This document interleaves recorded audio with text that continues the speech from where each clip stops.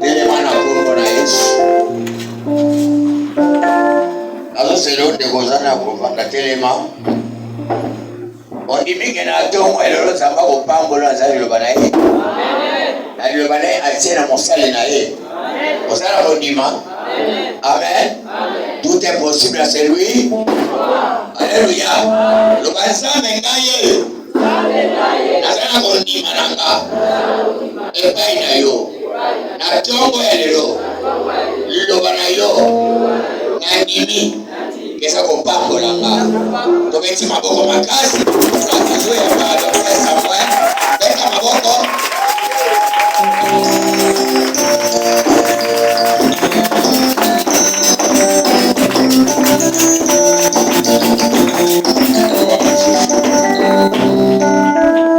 Amen.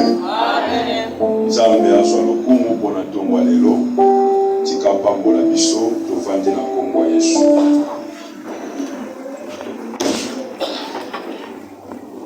Lelo eza dimanche moko oyo nzambe apesi biso ya sika. Et surtout eza premier dimanche ya mois.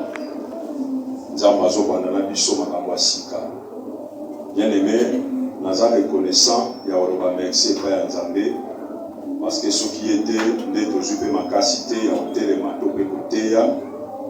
Et remerciement nanga mibale ezokende epai ya père nanga spirituel révérend Komini mpona privilège et opportunité oyo azopesa biso afin que toyeba kokende toujours liboso na kati ya ministère oyo Nzambe abengeli biso. Nzambe apambola ye mingi koleka. Aza papa moko vraiment infatigable oyo butu moi azanga te ko soutenir biso na mabondeli.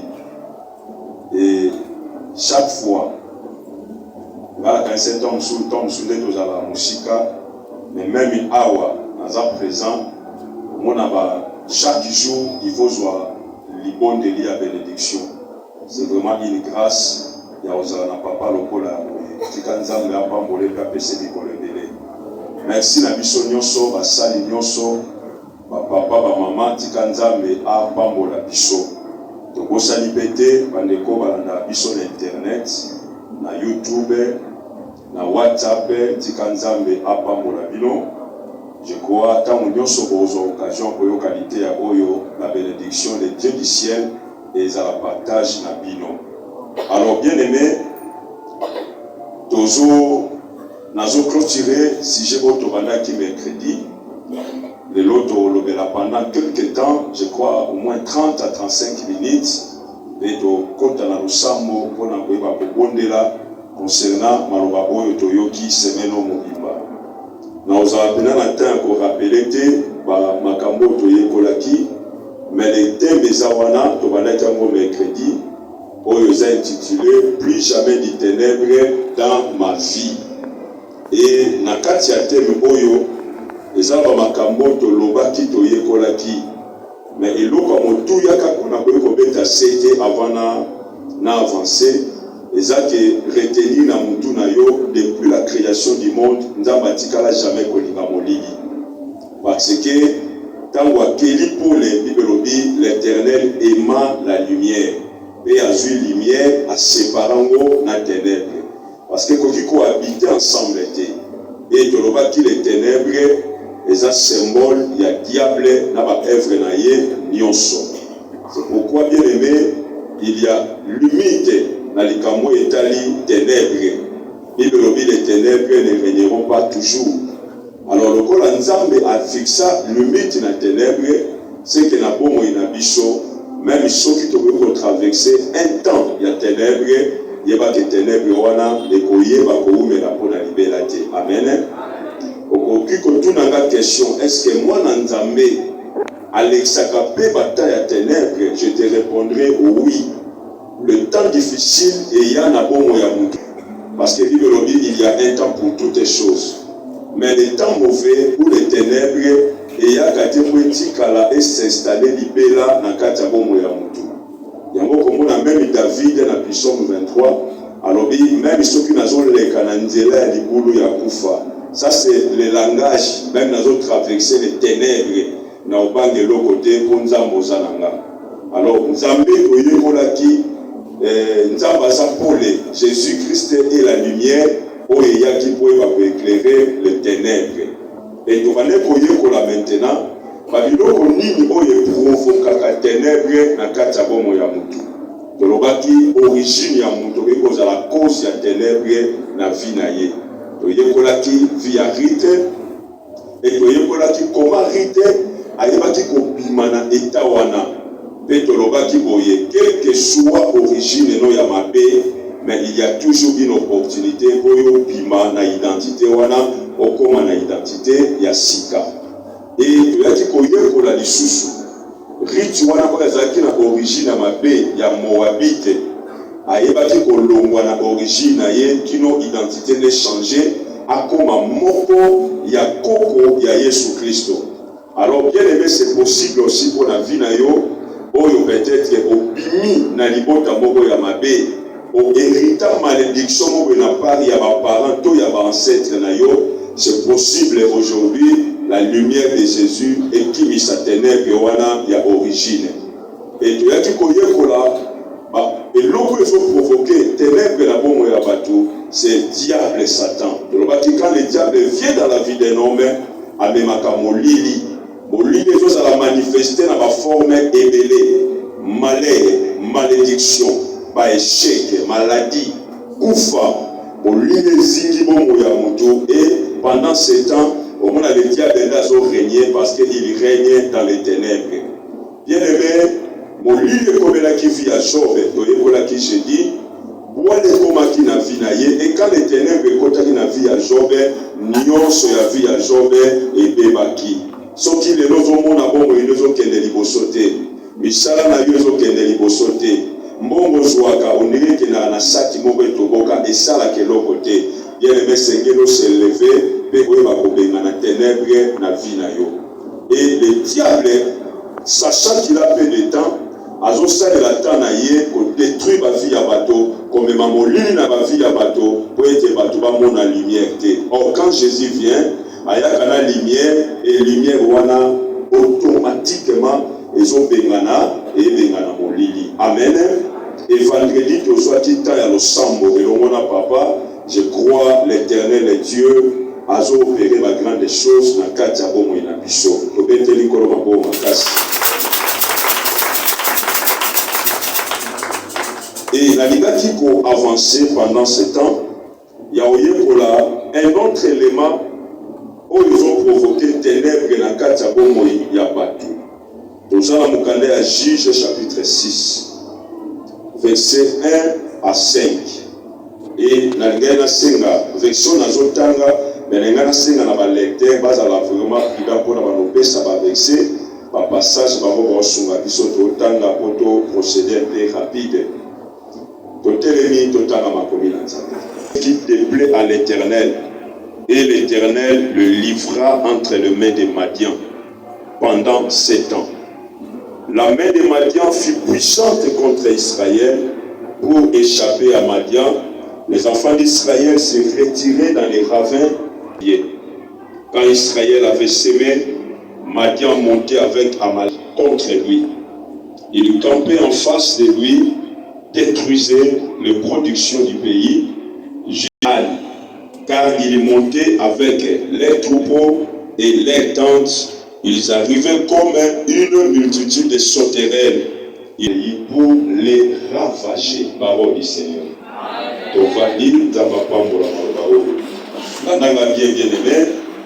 Élément de l'égalité Bakissa, dans ma carrière, ils ont provoqué ténèbres dans la vie à bateau.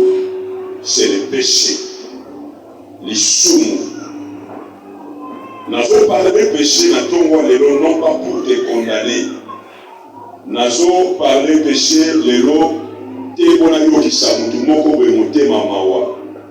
avons parlé sur le péché pour nous des éléments où il provoque molili makasi na kati ya bomoi ya bato. Akoki kokanga mpe bandoki mpe ebele. Mais eza na bandoki misusu akobota na courage ya yebiso alobi yaya basi ozomona nga nazala na nga mpe na ndoki me na makambo no nga naza te. Est-ce que vous comprenez? Et ça fait la Makamousou, tu attribues à le diable. Ah, diable, Satan. On a beau gêner, prière d'autorité au nom de Jésus, au nom de Jésus. Mais il y a des places à la zone, quand moi je vis sans Zababin, moi nous m'en est-ce que la Makamoulé Manaza, il y a d'autres manières de dire la Kabiso, le diable est absent. Parce que chaque quartier, même il y a famille, il est absent. Mais nous connaissons les Kosalama. Quand je parle, il y a absence dans Bango, et l'ingui automatiquement qu'on va dire que Bazaba absent. Mais ceux qui Bango, il y a beaucoup d'en enfer, parce que ça a ouverture, parce que il souvent quand il faut formuler les portes, n'est-ce pas? De la même manière aussi, le diable, quand on a vu a détruit, il faut qu'on appelle porte à Bokota. Ce qui le diable a mis porte, il est à Bokota. Au moins que l'Éternel a permettre pour un objectif moko. L'objectif pour nous avons pu permettre et ça pour sa gloire. Et nous amener à ça de façon que ce qui dit la méthode dans la langue nyoso ba bimekalouana et les degrés à kondimana yote. Parce que la Bible dit l'Éternel ne permettra jamais une tentation et ça au-delà ya makasi na biso. C'est que ce qui nous a permettre une chose comme l'anga, parce que nous avons yébi nana makoki osalini ya dominer yango. Dans la même Caïn, ce qui Caïn comme un vagabond, ce n'est pas la faute de l'Éternel. Nous tout le monde a faute de Nzambete. Tant qu'on manque ma bé, diable continue à vivre ya Caïn à partir de Yemoko. Makanisima bé, yanini jalousie, mutema mabe. Pourquoi? Pour nous andimi les bonnes de Bonanga, yanga ya saini andimité. Ce qui a été monté mamala, ni na linga osa. Asa de Bonaye, bayoka na ba te de bonnes ensemble ensemble. Qu'est-ce qui a empêché na Caïn quand bazo songa après échec na ye na holocauste na hôtel, atuna lekine Abel. Osala kini ni bonza basali, andima li bonza na yo. Le kaninga ko elise yaya, ezali kambo 1 ya bondima. Voyez? Parce que Hébreu lobby Abel a offert que Panzambe par là, la foi. Et puis la Bible a dit que les tombes de l'Anzambe bataka bandunda te, bataka biloko mabelete, les tombes de l'Anzambe bataka makila, bataka nyama. Si vous voyez, na mutema mabeka wana seli na abori muninga. Et avant asala atuana, Nzamba interpella qui est ali Kaina, moni lisumu et là na mutema na porte mutema na yo. Pour ça na yango esa nini? Ekota, mais yo dominé. Alors le problème est ça que Kaina a pourquoi dominé. Tellement petit qu'on dominé les sous Seigneur et continue. Le péché est à la bombe ya mutu et le kaka espace pour na ekota. Il y a un moment je crois l'apôtre Jacques a fait si l'étape. Alors il y a un désir de matakami de tout ça au monde est petit boyer et petit les soumous payés petit et petit kufa. Donc c'est tout un processus. Il y a un moment dans nos soins. Pourquoi? Parce que l'Éternel sait les conséquences du péché. Bienvenue dans le Seigneur. Le Seigneur n'a pas comprendre conscience. Quand on ne va plus jamais l'Éternel que dans ma vie, il faut aller mourir et communiquer. Ma passion à mon allélo. Est-ce que, et ça n'a pas beaucoup d'agents provocateurs dans la montée. Est-ce que nous avons récolté dans ma paix beaucoup boyo na sala? Pour que nous avons toujours la tendance à acquiser. Or il y a des fois les gens à Bossanaka, il y a aussi des conséquences dans le monde. Parlant de la conséquence, et ça va nous léguer belé. Oyo mutabuki ko échapper na ba conséquences. Yango pendant tant mukie oyo naza nangwa ko enseigner biso to meka ko yekola makambo oyo tika Saint-Esprit a éclairé le thème na yo au comprendre l'idée ya oyo. Amen. Alors bien aimé, le péché va dominer kango. Ba pesa un espace. Parce que quand tu donnes l'espace sous l'action au péché, ma bé ko komela yo. Même le Saint-Esprit a interpellé Bisso. L'apôtre va enseigner Bisso. Tu as fondé l'enseignement de l'apôtre et de prophète, n'est-ce pas? Alors, ne donnez pas accès au diable. Parce que quand tu donnes l'accès au diable, Jean 10, partie A, et comme ça, les volets ne viennent que pour dérober les ténèbres. Alors, il y a le processus. Nous avons fait sa mission pour voir l'histoire d'Israël. Israël a traversé période oyo bazalaki successeur à Moïse Josué azwi commandement. Josué a préparé qui successeur. Après la mort de Josué, Israël batikali sans guide à part Nzambe wazaki invisible. Bazanga mobateli mutuna mutuna nzela na ye mabe ekoti makasi na Israël. Or l'Éternel n'aime pas les péchés.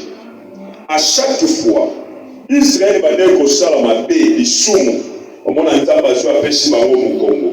Mukongo Nzambe va dire ko pesa bango.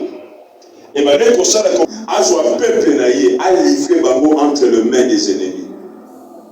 C'est ce que le péché provoque. Or, entre les mains de l'ennemi, on vous a jamais kimia. Mon côté azala kimia pendant le temps de l'esclavage. Jamais. Mon azala kimia te. Mon travaille toujours au profit de la maître naïe. Mon travaille toujours indépendamment de la volonté naïe. Mon azala toujours soumis à des travaux forcés. On a malgré l'ennemi, mais baza obligé à salayango. Mais un homme libre, il travaille quand il veut. Soit on a besoin de quoi se reposer, mais pas un esclave. Bien aimé, nous avons livré Israël. À livrer, et pas il y a pas ini. So, tel livre, si au monde, nous avons des fois livré, nous avons Philistin. Nous avons livré, il y a pas Cananéen. Mais avant, nous avons livré, pas Madian. Madian, bazalaki banani. Madian, bazalaki propre frère d'Israël. Parce que l'origine de la Madianite, c'est Abraham.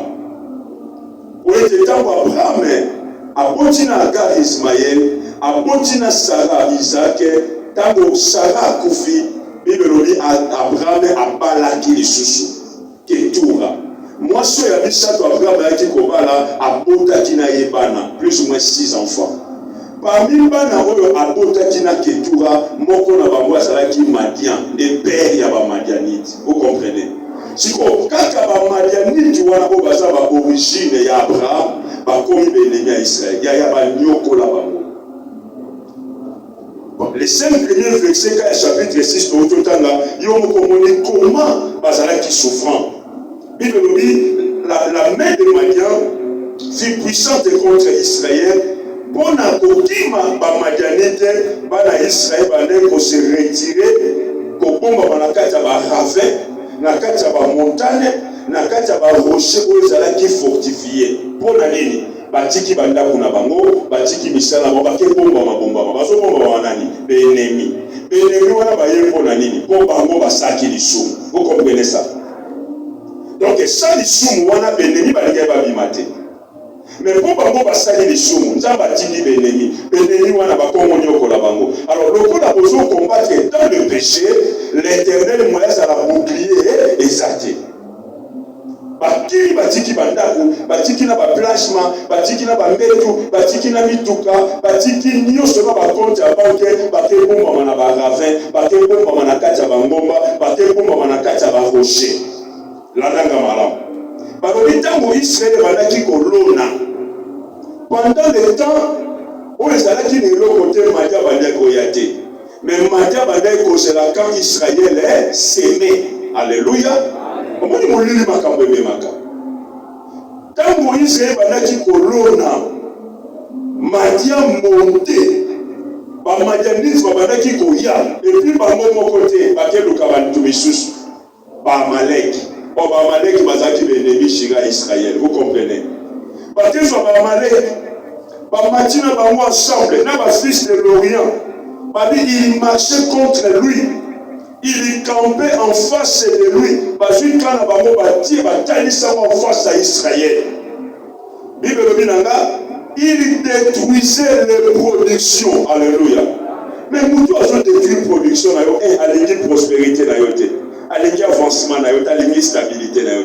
Parce que cette production, elle a bien le mais il y a bango, Madia Soka est un azoboma. Le azoboma venir na bango. Azoboma futur na bango.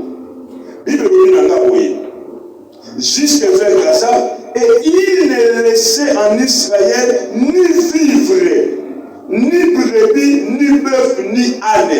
Ate lokwa kolia, ata ngombe, ata meme, babane kotika na Israélité. il ravageait tout. Il détruisait tout. Pendant que Israël s'aimait, ils ont détruit Nyonso. Ils ont détruit Nyonso na mboka. Car ils montaient avec leurs troupeaux et leurs tentes. Ils arrivaient comme une multitude de sauterelles.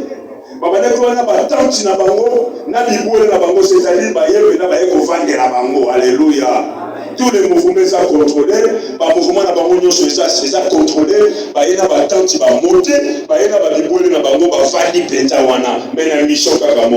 Il faut détruire Israël. Et Bible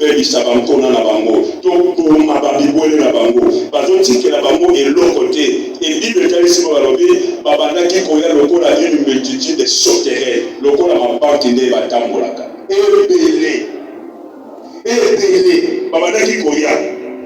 Alors, innombrable, moi, pour compter, pour les ravager. Il venait pour ravager. Et la verset 6 qui dit, Israël fut malheureux à cause de Madian. Israël qui malheureux à cause de la Madianite. Oh, mon problème aujourd'hui est ça, je ne condamne pas les Madianites. Mais mon problème est ça, l'eau. Et l'eau qu'on y est salé, la Madianite va à la cécité. Le péché d'Israël. Pépa, aujourd'hui on a bien. Le péché d'Israël. Bien aimé, ma kamboumine est là. Les Kambouana. Dès la paix, un exemple, je crois, c'était le Jeti Moutou, Azolo Kamabota, mais à Kepa Nganakis. Nganakis a sali Babasi, Sali Naïba, Maman Papomi Nazé, Aboti. Car moi, Nanakasi, les locaux, moi, maladie, Okai, il n'y a pas origine. Aouta Kiwapi, Oswa qui est dégainé. Ah, non, mon bon, qui est dans la malamouté, na salaboye, na dim na pesa, na pas mon magate, yaya, Kassita la malamouté, Mongo wana, Oswa mon dégainé, au bana commerce sinon comment. Est-ce que quelqu'un me comprend? La pesa qu'a accepté par diable. Israël a su accès à petit diable. Et le diable est envoyé dans la forme de la Madianite à Memeli Bamomolili. Israël a nié au Kwamaki. Ndeo kokita soto kitio kiti pour avoir la solution. Bible le dans le verset 6, dans verset 6, Israël fut très malheureux à cause de Madian. Et les enfants d'Israël criaient à l'Éternel. La solution à ça, et il y a le point à l'Ikambo, il faut moutou à tourner à gagner banani. À gagner banani. Sauf qu'à gagner banzambe, à sauver monter manaye, des zamba mawa, à olimbisaye, et à obéir à molili. Il y a beaucoup de condamnés pour la péché, mais soit des décisions pour la péché. Alléluia. David a vécu à molili. Pour fombo la porte à péché. A péché les sous accès. Azali mouton dans ma lingaka. Azali mouton dans ma bête la péché témoignage. Alors j'ai trouvé David l'homme selon mon cœur. David a tambouré dans Zambé. Mais tel David est au fombo la porte à péché. Amatili kolanda kwa moni Batsheba, azui Batsheba komishe mwasinaye, azui mubali ne ou ya bomisie. Na ba tactique na ye pe azui Batsheba.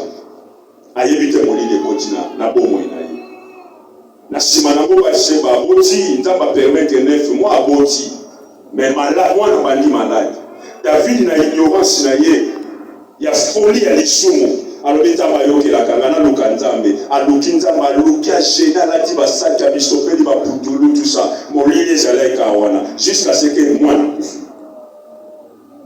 David a songi muto alobi boende ah là c'est parfumé tout ça moi nango ça kei ne azongi David na sima nango azuba conséquences belé mo lile kotina libota ne pas ne ba komo bomana pas ne ba komo kwa na inceste parce que tant que ya seli loko wana ayeba kite ya fongoli porte les sume kota mo lile kota ndio kwa komona Amnon a violé les Tamar na sima nango Absalom revendika le bilo violé les kina to bota matata moko mama moko asali ma manœuvre abomi Amnon babota maka tata moko na mabe wana nyonso ekei molili wana ekoti trouble ekoti na kati ya libota David ti Absalom ye atelemeli ye ntango atelemeli David akoki te David atiki kiti ya bokonzi akimi ate yengayenga. Vous comprenez un peu ça.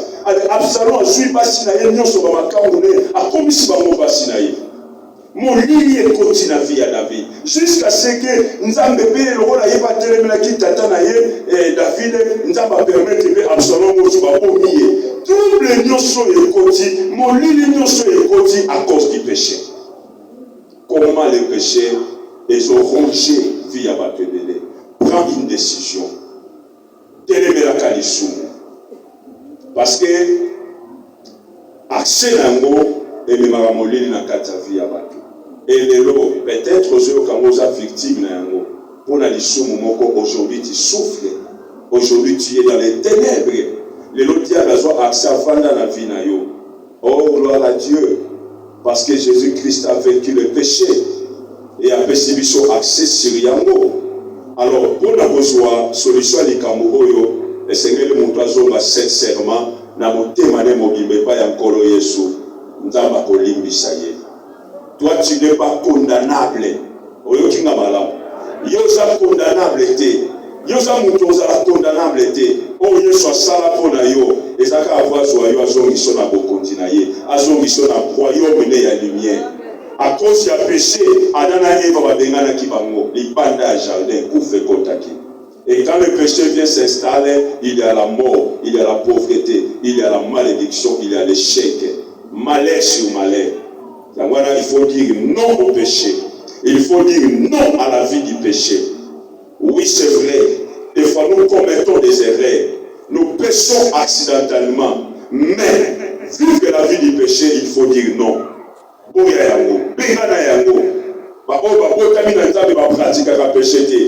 a une différence entre commettre le péché et pratiquer le péché.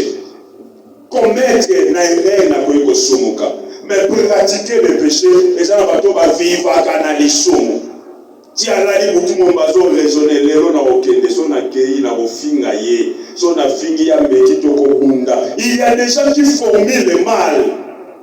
À planifier, on peut dire le père Yokia Sepeli, Tom Etani Nzambe, le rôle à Nzamba Bolingo, Nangoluna Pesio Pemoi, à l'égal d'Esco à Koti, au moment où on pose la question avec on rappelle à l'Ikasholova pour aucun des Bundati. Yo pour télé, ni on le vit, le roi Santinga, n'a pas la télé, cola, n'a pantalon, n'a pas sangu, ça y est. Voilà les diables se glorifient. Or, après ma Kabouana, à Yémini, au Sa, na Katavina. Disons non au péché. Alléluia. Israël a dit au Kwami, qui n'entend pas belle Nzambe, Nzambe na mawana ye, nde akende kokutana na Gédéon. Alors que vous avez Gédéon na etanini, na état Gédéon abanga kaba madianite, azo lenga, azo tuta mutu na libonga ya kompatama. Parce que c'est là qui vit na bango ba madianite, ba bandaki ko dominer bango. Yo ke no na olobana wala si sa point na kota la prasuka. Les ennemis d'Israël, Bamouna Nyon soit Israël. Et ça a des ennemis de mon côté, ça a plus fort qu'Israël. N'a pas de malobo dans le monde. Et ça a des ennemis de mon côté, ça a des Égyptiens, des Philistins, des Malécites, des Moréens, que sais-je encore. Ça n'a jamais plus fort qu'Israël. Mais il ne faut profiter d'Israël dans le moment où Israël a des désaccords dans Zambie. Parce que ceux qui sont parfaits, bonne relation, yaya, attends, jamais. Jamais. On a besoin de la longue, déchirer la Bible, c'est que Zamba Nzambete. Mais le coup, la Zamba, ça réel. N'a-t-il jamais comment on a un homme ayant l'intimité parfaite, la communion, la relation, à autant dans la bouba qui nous a bien aimé. D'ailleurs, l'ange de l'Éternel campe autour de ceux qui les craignaient pour les arracher au danger. Le péché, c'est un danger. Le péché, c'est un danger. Il faut renoncer à cela. Pour la ça. Une autre chose qui provoque le ténèbre dans la vie. Et donc, le provocation ténèbres, ce sont les ennemis visibles. les ennemis visibles ou physiques. Oui, nous avons à lutter contre les esprits, contre les autorités. Alors, nous avons des ennemis physiques. Yo salaro atana ndeti batumsu apia ngakanda bomati taxi tokutani occasionnellement oyebite nanya sana kacha taxi soki magicien soki nani obali kobeta vina uzasomba mukomo tata mona gangela kai akucha bani bikolo ba ngai moye atai ba bina so fana bi uzama yele te ko kokota masona ote kokota ngate parce que uzasomba mtu oyebite osako s'exposer. Donc, on va nous avoir un problème de nous exposer du besoin de Zambé. Dans le moment où on a besoin de passer, on va colombater. Mais pour la collier du sabbat, on va couper sur le côté. Néo à la campagne. Na fils à la maïelle. Mon dit mon ensemble a fait sa biso maïelle. Il faut tout pratiquer maïelle. Pas tout le monde qui va provoquer des tombes à vie dans bango moko. Il y a besoin d'un projet qui est des poteaux. Et ça dans le projet. Parce que pour tout ça, on a noté. Ozola nanga passeport kuna kozala ngote mais wali déjà yé sabati ngana wade mikile ngana wade portu ya uzomunisa yotelisa bitumba par manque de sagesse par manque de discrétion batu mingi lelo bakoti na kati ya molili pona nini ba telemisi ba ennemis o ngana bengaka les ennemis visibles et physiques. Il y a des gens qui ont été mabe o balukela batu bolamu te soki ba monyo bandi ko sala ndeto bimisa mwa mutu ba olinga bakata yo lelo soki ba sekwisi Joseph ba yebisi abande la vie na bandoto na oyebisa bande kona ete po bayina ye asomba na mutu kate bayina ye amisombela ta pantalon na mbongo lote na ndoto ya pamba bayini tango lote ya bibabi il est ailleurs encore davantage. Mais parce que comme on est changé, le bébé que Joseph a rêvé moloti bandoto. Vous comprenez nga? Yo yebi komo ba pesa yo na biloba lobo yo zalaka nango. Ba bituma mingi yo zo bunda lelo yo moko moluki makam. Zo discipline. Discipline munoko na yo. So zana likamu ya ka kokuta na papa loba pe bomba kanga munoko. On l'a dit très bien, on a des conseils à vie. Très important. Yo muto ya boyobeti mama na konte kelo mapa ye divina yo etanga okende kune ko bavoisin msali mama akabusa ngani ko betela mama sonati ayi bisioni nyo ko be basomi somi batonda mbo o alobi boye bavoisin ba yeli makamuna na kiya lo fungwa wenja ye divina yo ayi bina mobano lo ni boswana ki ayi bi mikono yo mbozana mbongo te ayi bi provokera biso bitumba ba bebela biso molili to tanga passage oyo toi aussi ça karaté pour te sembler. Amen. Amen. Esther chapitre 3, versets 8 à 15. Dans toutes les provinces de ton royaume, un peuple est dispersé et à parmi le peuple ayant les lois différentes de celles de tous les peuples. Et n'observons point les lois du roi. Il n'est pas. Esther. Bitumba est télémela qui peuple ensemble dans un pays étranger. Bien aimé. Mutoye ko bimisa bitumba oyo po peuple ensemble.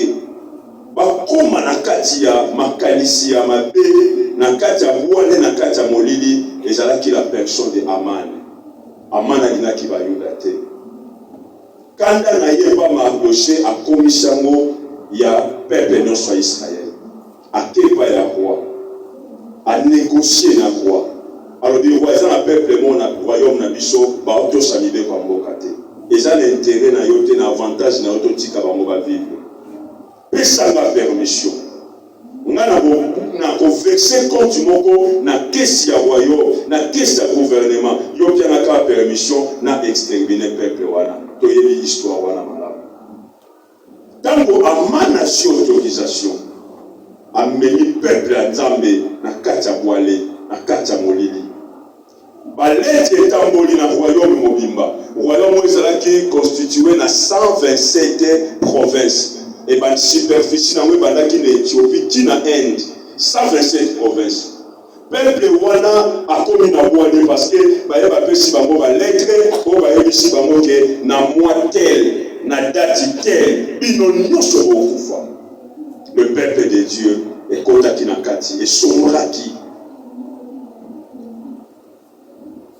Alors bien aimé, na bongo na biso Amani père azalaki ennemi moko pour Israël, un ennemi qui n'était pas invisible, mais un ennemi qui était physique.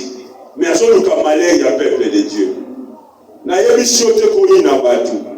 Na lobite ke yo kapwala na batu, mais yeba de revivre. Yeba nanyo aza bebe nanga, aza na likanisi nini, aza na attitude nini, alukelaka ngai nini, tout ça payer basoki otambola na nani. Aujourd'hui, beaucoup de gens sont malheureux. Le lot va tomber, bien aimé, va continuer va poursuivre même avant, à cause de bateau, à cause de bateau, il va faire ça qui confiance. Il y a beaucoup de temps pour la l'esprit discernement. Aman a se levé comme étant l'ennemi à Israël. A l'oublié exterminer Israël. Jusqu'à ce que Toyebi adressa qui même une potomo ya Molaï, il y a 25 mètres, 50 coudées. 25 mètres pour l'année, pour humilier Mardoché, à pendre publiquement devant les gens. Et après avoir pour pendre, à soit tribu, à soit peuple, à humilier Bango. Mais c'est moi autant pour la Nzambé. Mardoché, à Zaki n'a les Kamboumou côté contre lui. Les problèmes en Mardoché, les Aleka Yabandagoto Sali Malobana Nzambé. Malobana Nzambé Robinini, Okokumba Bela Muzambe, Mosusute, Moto, Mosute, Kanga Nzambé. Problème en Mardoché Zalaki. Sauf que Mardoché a tout abattu dans les soumoudes, dans le thé Koloba. Ndé les Mardoché a les Kufa. Merci, maman. Mais le coup de Mardoché, à ça qui n'est la problémité. Mabéwano Yakanaki. Pourtant, il y a son compte à l'île, tu ne sais pas comment la forme et adoration. Il y a des gens qui ont Fukama.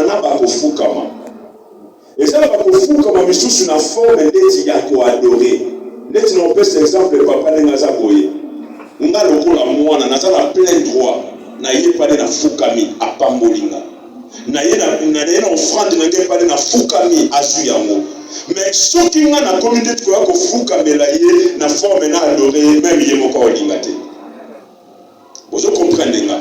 Dès que vous avez répondre, il y a Fouka Mite, que Fouka m'a respect Zali. Mais que Fouka m'a adoré. Yango Amana Bandako Lingatango, Amana Zokota, son excellence le premier ministre Aman, Azokota Nikibatu Nyonso Makumbama, Amadosha Olisha, Bengana za Moyuda Kumba Bela Mutumsute, Akuma Bela Kanchambela. Mabe wana suwa wana robi yo zela. D'ailleurs, aux Alaka Yombo Kotena Bokitani. Yaya.